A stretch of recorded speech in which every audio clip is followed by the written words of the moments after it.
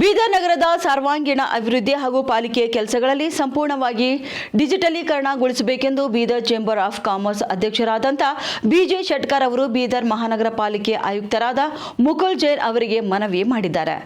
ಬೀದರ್ ನಗರದ ಹಳೆಯ ವೃತ್ತದ ಬಳಿ ಇರುವಂತಹ ಚೇಂಬರ್ ಆಫ್ ಕಾಮರ್ಸ್ ಕಚೇರಿಯಲ್ಲಿ ಆಯುಕ್ತರಾದ ಮುಕುಲ್ ಜೈನ್ ಅವರಿಗೆ ಬೀದರ್ ನಗರದ ಸರ್ವಾಂಗೀಣ ಅಭಿವೃದ್ಧಿ ಸಿಎಂಸಿ ಕಮಿಷನರ್ ಜೈನ್ ಅವರಿಗೆ ಮನವಿ ಸಲ್ಲಿಸಿದ ಶೆಟ್ಕರ್ ಅವರು ಪಾಲಿಕೆ ವತಿಯಿಂದ ನೀಡಲಾಗುವಂತಹ ಜನನ ಮರಣ ಪ್ರಮಾಣ ಪತ್ರ, ಕಟ್ಟಡ ಪರವಾನಿಗೆ, ಆಸ್ತಿ ತೆರಿಗೆ, ನೀರಿನ ಬಿಲ್ ಎಲ್ಲವನ್ನು ಕೂಡ ಡಿಜಿಟಲೀಕರಣಗೊಳಿಸುವಂತೆ ಮನವಿಯನ್ನ ಮಾಡಿದ್ದಾರೆ.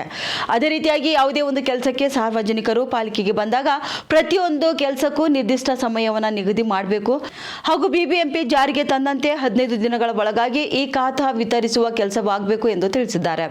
ಅದೇ ರೀತಿಯಾಗಿ ನಗರದಲ್ಲಿನ ಟ್ರಾಫಿಕ್ ಸಮಸ್ಯೆ, ಪಾರ್ಕಿಂಗ್ ಸಮಸ್ಯೆ ಹಾಗೂ ಇನ್ನುಳಿದ ವಿಷಯಗಳ ಬಗ್ಗೆ ಸವಿಸ್ತಾರವಾಗಿ ಆಯುಕ್ತರ ಗಮನಕ್ಕೆ ತರಲಾಯಿತು.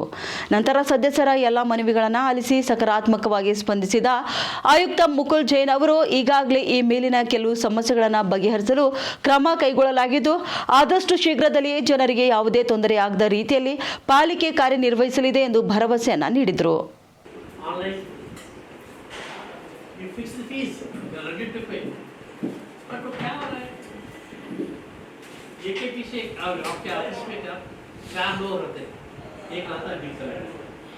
एक रहता है रेवेन्यू इंस्पेक्टर, एक रहता है रेवेन्यू ऑफिसर, इसके बाद आपके पास कमिश्नर, इसके बाद आप.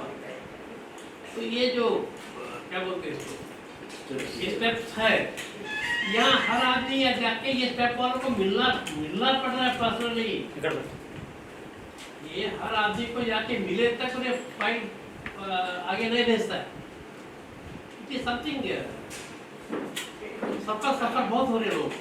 इसके लिए गवर्नमेंट रेवेन्यू में नहीं जा रहा था. सबने सब इसमें रजिस्ट्री करने के रजिस्ट्री होने के सेलियर्स बंद हो गए बहुत दिन से. वो नहीं किया, वो रिकॉर्ड ऑफ दी म्यूनसिपैलिटी है.